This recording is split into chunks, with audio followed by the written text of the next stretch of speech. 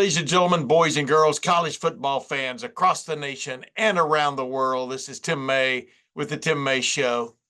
Yeah, I don't have a co-pilot this week. I got a couple of guests, though, be sitting back in the VIP section, first class, whatever you want to call it, on this magnificent flying machine as we head pell-mell into the 24 college football season.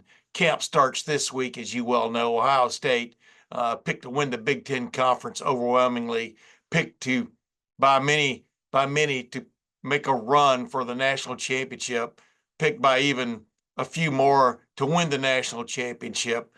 A team for the ages it could be. Who knows? It's the most stacked roster I've covered. I've covered at Ohio State, and I've been covering this football team for 41 seasons now. It is a stacked roster. As I like to say, there's a rejoinder. They have had more outstanding players at each position, but they've never had this many players at each position who are elite level. And I don't say that willy-nilly. This is a stacked roster, a stacked football team with huge expectations. As Ryan Day kind of pointed out, he didn't declare this to be the motto for this team this year, but as he was talking about the close calls they've had in the past several years, both with the team up north and in the playoffs, the theme this year is leave no doubt. Don't let it come down to a final drive by the Buckeyes or a final drive by the opposing team. Leave no doubt means get games put away. You know, whether that's by a double score, you know, that's not really going to matter. But leave no doubt, that has a certain je ne sais quoi to it, I do believe. But going into the start of camp, which begins the end of this week on Thursday, when actually the public's going to have a chance to see it for $50 a piece. You know, I think you can still buy a ticket and get into a few practices at the beginning of camp. You're going to see a stacked roster, as I said before. You're going to see still basically a quarterback battle going on, although we do believe Will Howard is the heir apparent to the starting job there. Although Devin Brown is expected to give him a tremendous battle, just like Devin Brown gave Cal McCord a battle this time a year ago. And then defensively, one of the, you know, I'm stammering because there's really no excuse for it not to be an outstanding defense this year with the veterans that returned, with the transfer portal guys who have stepped in, not the least of whom is Caleb Downs, outstanding safety previously at the University of Alabama, and some of the freshmen that got coming in. But it's mainly those upperclassmen like J.T. Tuimoloau, Jack Sawyer, Denzel Burke, cornerback, Jordan Hancock, cornerback, coming back also Davis Enigmanosin, cornerback, Lathan Ransom, right on down the line. Why this shouldn't be a silver bullets worthy defense. But, you know, before any football season starts, coaches like to get away, whether it's for 3 days, a couple of weeks. Woody Hayes even got away and did some hiking, basically to get himself prepared mentally for the grind that's going to be the college football season. And so I spoke with Ryan Day about the little trip he took this year, just like last year, to kind of clear his mind and get ready for the challenge at hand. And then after that, I spoke with Joshua Perry, a linebacker on that 2014 national championship team, about the new look Big Ten, the 18-team Big Ten. But in Pastel, what are realistic expectations for the 2024 Ohio State football team? And I'll give you just a little bit of a hint. One of them is, realistically, the Buckeyes need to beat Michigan to get that 3-game losing streak in the game out of their craw before they make that run for a possible national championship. But let's get back first to my recent conversation with Ryan Day. Hey, Ryan Day, man, we're getting ready for the start of preseason camp. Everything that goes with being one of the elite football programs in the country, the great expectations, etc., which must weigh on you every day in some form or fashion. But you got to get away sometime. Sure. And last year I think you went to Montana, right? You and the family, y'all broke the the mold of going back east and went to Montana and had a great time. Yeah. This year you went to Greece. Am I right about that? You are, yeah. We're talking about the country, ladies and gentlemen, not the cooking implement. But what does that do for you? Yeah. Well, this year in particular, it was great because it was just a completely different perspective. Getting away and just seeing a different culture and seeing the history of the country and being in a country that's thousands and thousands of years old and just seeing kind of the infancy of the United States and then thinking about some of the great minds that came before. It was good to get away for a couple of weeks. And by the way, nobody over there really knows what American football is. So right. that was a good change of pace. Yeah. I was going to say Aristotle would have made a great offensive coordinator or defensive coordinator. What's your take? Probably offensive. Yeah. What's one thing on that vacation that really stood out there from something you always wanted to see as a kid? Maybe you've been to Greece before, I don't know, but that you got to see. That was maybe better than you thought it would be, or worse. You know what I mean? Yeah, I think always looking at Mount Olympus is something that I've been there before, but looking up at that mountain, just the people there at the time, just with Zeus and Poseidon and all the different gods, and then knowing that St. Paul came through and his message, and that was probably the thing that hit me the most this time around. Yeah, and you told me being in Montana last year was like, I think you did a little bit of fishing maybe, but white water stuff with your kids and your wife and stuff. It just, what does it mean to you to have 10 minutes in time where you're not thinking football? Yeah, you need to do that because it's a long road. You have to come back refreshed. And the only way to really do that, like you said, is to kind of shut down, even if it's for a short period of time, because you want to come back refreshed and reinvigorated. And our guys, they have to have that same thing. And they were able to get away for the month for the week of the 4th of July. They're going to get a few days before camp starts because it's the physical part, but it's also the mental part. Yeah, and you touched on this earlier, the dedication that this team seems to have, not only to the cause, right, but to each other, the camaraderie. In my opinion, I've been covering this team for 41 years. It seems off the chart to a certain extent when you figure all the mix from the transfers to the guys coming back to the guys rising, bubbling up. It's special, isn't it? It is. Yeah. You're seeing it, and it's not something that we promote as much. We don't talk about it publicly, but it's easy to see if you're covering the team. This team, it's one thing to say. It's another thing to say. I want to forego going to the NFL to come back. Yeah. And then so you saw that part of it, and when you do that speaks a lot louder than anything you can possibly say. Yeah. And then all of a sudden guys start coming in, and then those guys have come together. The summer's been good. There's a lot of guys who care about each other in that group. So we'll kind of see where the season goes, but it's a special group, and it's a fun group to be around. And then you throw the NIL guys and everything. That all I wrote 30 years ago a column up that if Ohio State ever rowed the boat in the same direction, if everybody got, it's quite a sight. I mean, quite a feeling. Do you feel that right now? That who knows what the future brings, right? But that y'all are going lickety split, Yeah. It was a lot of hard work, and I feel like we hired Chip to run the offense, and that's allowing me to be a little more involved in everything else. But a lot of people came around to help, and the community kind of saw our vision, and they're seeing that too. Yeah. And we're bringing in a good group of guys. We're bringing in talented guys because we know how important it is to win. And so here we are. Yeah, you should know by now, right? My last question is: this is good? I mean, you've only had 6 coaching staffs, but do you feel like this has come to fruition now? I mean, do you feel like you've got the pieces? Because one of the things you and I talked about a long time ago was becoming a head coach. A lot of it's about hiring and firing and getting the right people involved. Do you feel as good about this staff as any you've ever had? Yeah, you understand what I'm saying? Yeah, I challenged the staff in the offseason about chemistry. I thought that was important, but also having the right people in the right spots has been critical. And certainly Jim has really solidified himself as one of the best defensive coordinators in the country. That's happened, but now you're starting to see all that come together. Tim Walton's been a big part of that. Larry's been a part of that recruiting. James is now Matt, so that part's great. And now I feel like with the offensive side of the ball, with Chip in there, I feel like we have a very strong staff, and now we have the opportunity to bring in other coaches to coach in the field now as a support staff, and I feel like those guys can now really make a difference. And we have a good group of young guys, and there are also some guys with some experience. So we'll utilize all those guys and make sure they get around our players. Yeah, that is a huge development. My last thing. Yep. I'm famous for asking 10 more, but I'm only asking one. Yep. As you stand here right now, does the season, go along with me on this analogy, does the season look like a big, tall mountain?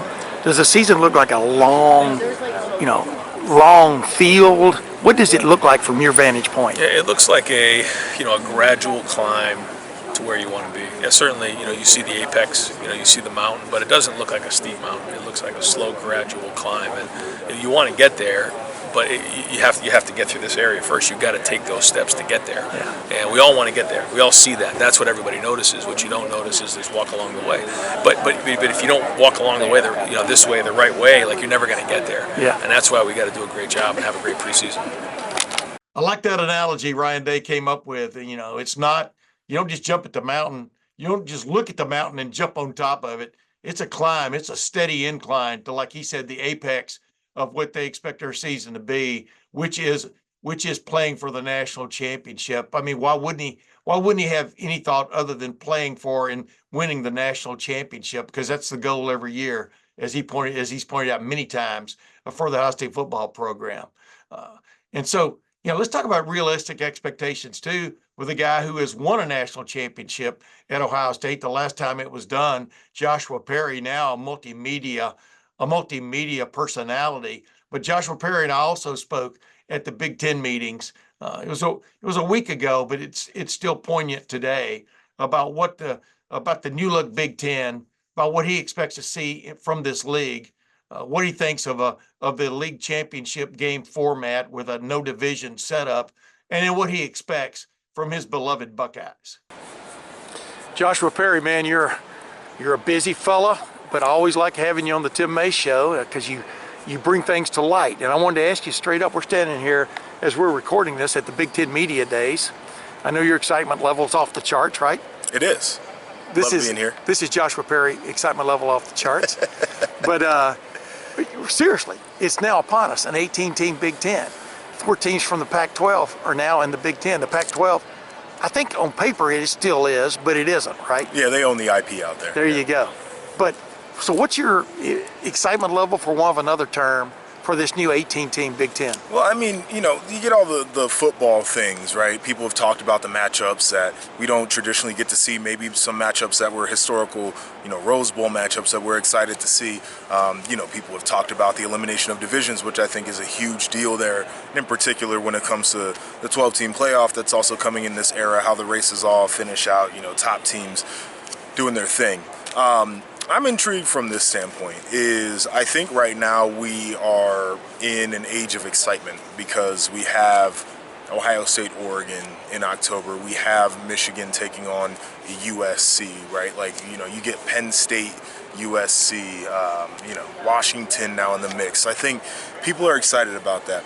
At what point do we maybe, when that excitement wears off, do we say, okay, are we bloated? Is there too much on our plate? Yeah. Is the buffet too big, right? And I've always thought about this concept, which I know the Big Ten probably wouldn't do, and I'm not advocating that they should do it, but I've always thought about this idea of snipping from the bottom up when it comes to a conference that has 18 teams. And so I don't know if that's the next iteration of what realignment looks like. You're not pulling your load.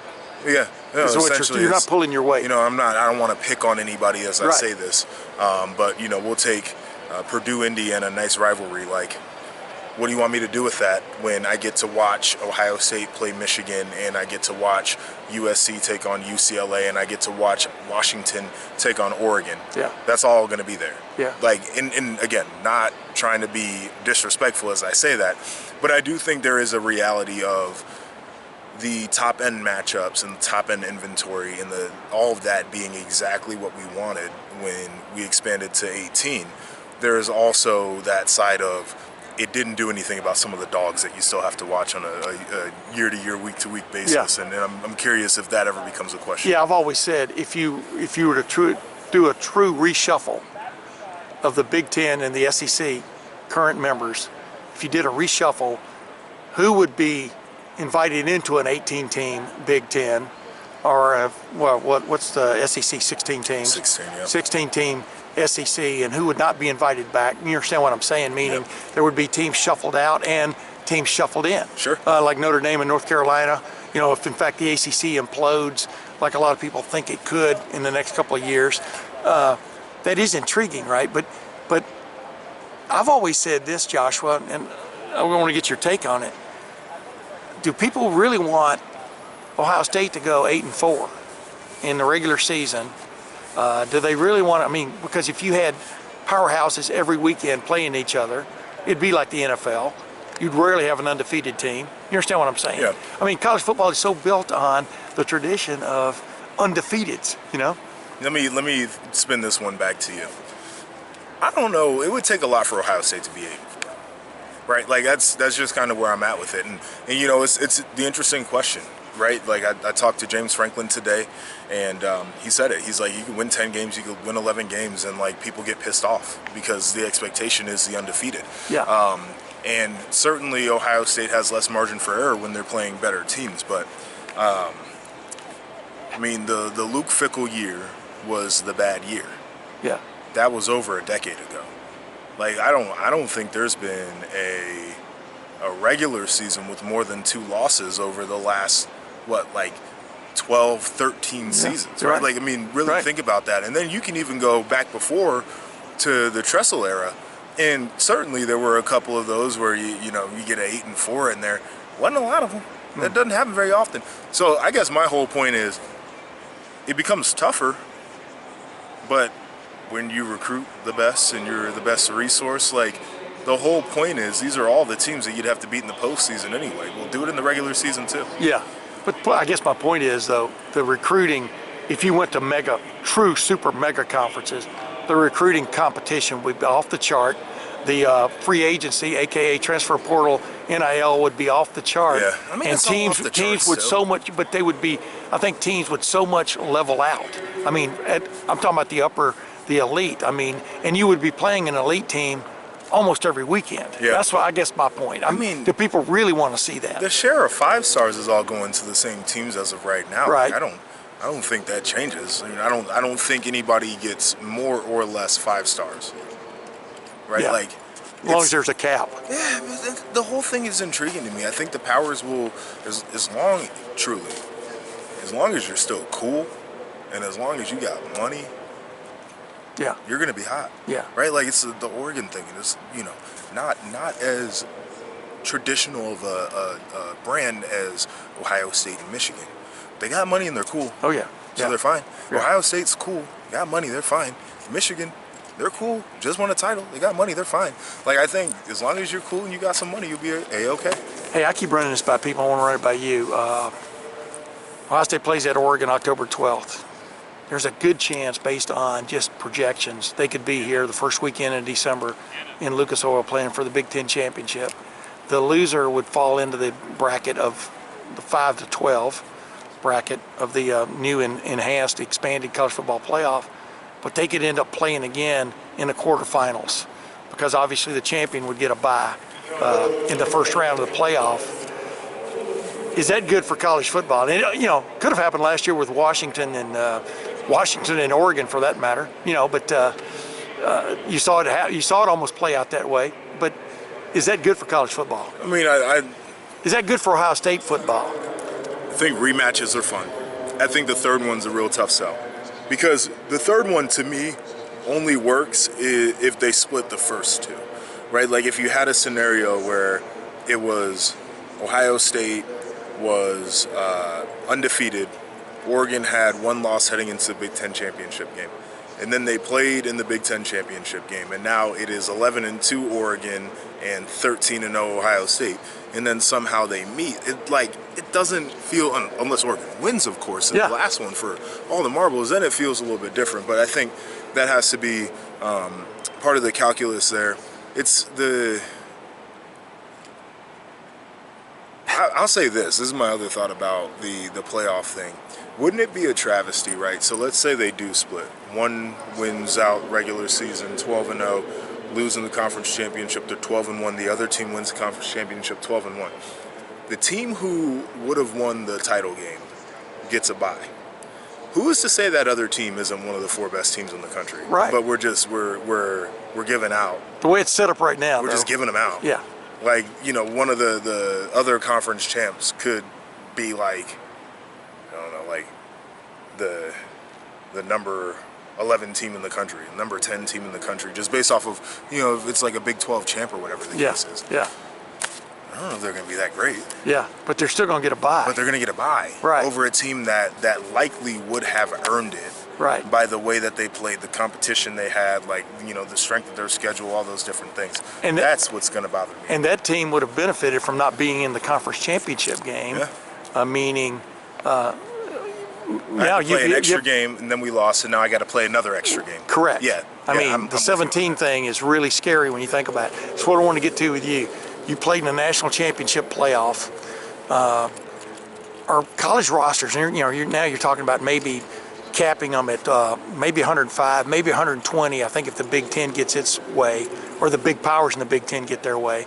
Either way, our college rosters built for the grind that's coming. I mean, you're talking about, for example, Ohio State playing a Michigan, followed by a Big Ten championship game, followed by if they lose that Big Ten championship game, 4 more games. If they win it, just 3 more games against big-time opponents. I don't know how. How y'all were coming out of the Oregon game. I don't know how they would be worse built than an NFL roster. But the NFL has waiver wire. Yeah, but I mean, they got practice squad. They got 53 guys. Yeah, practice squad, and they expanded that. But you would still have more players on a college roster.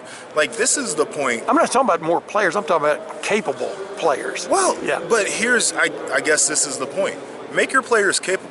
We saw Michigan do it a year ago. I mean, they played so many guys. They rolled them. Their guys were super fresh. Their guys could have played 2 more games after the national title. And I'm not saying that to exaggerate. I'm saying that because I think it's true. Yeah. Like, they had backups that were 500 reps over the course of 600 reps over the season, so that their starters would only have to play 500 or 600 reps over the course of a season.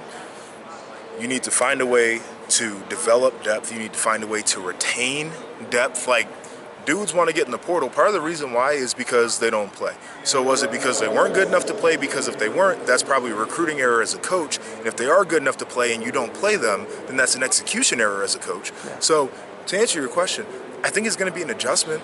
I think the emotional side of playing in a season that long, in the ups and downs, and having to deal with you win, you advance, you lose, you're out. Like, those types of things I think are difficult. From a physical standpoint, you got to get your guys ready, and you got to get a lot of them ready to play, and you have to develop. You can't sit there and stockpile and say we've got a bunch of dudes that we know they're young and they're not going to play. No, you got to play them. Yeah. Right. Like, you got to figure it out. Yeah. That's what Ryan Day said they're going to do this year. They're going to play a lot of guys. They have to. Yeah. Last thing I wanted to ask you, I asked you about excitement level, about the Big Ten.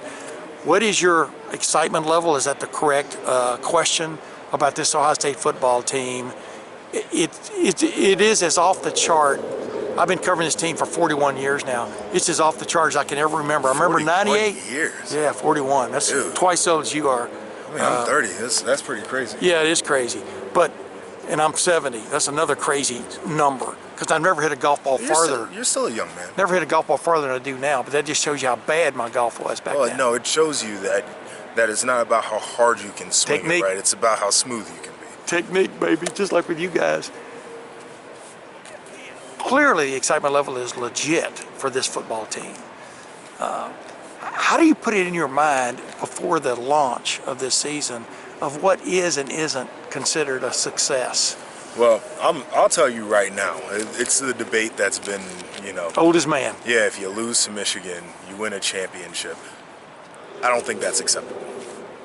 Like, we're sitting here at Lucas Oil Stadium. You see the 3 Michigan Big Ten championship banners that are right after the 4 Ohio State in a row. Yeah. That's what that means, right? Like, I think that perfectly encapsulates what that rivalry is. Yeah. The idea that you've lost the last 3 years. Like, it doesn't matter if you can make it up with the championship on the back end. This Michigan team is certainly poised to take a step back. Has to be a dub there. conference championship is such an interesting one for me to consider right now. Because if you lose the conference championship, but you make the run in the playoffs and you win the national title, nobody's going to give a damn. Like, I don't think anybody's going to care that much. A lot of people are national title or bust. And I feel like I'm a little bit more nuanced than that. How did it happen?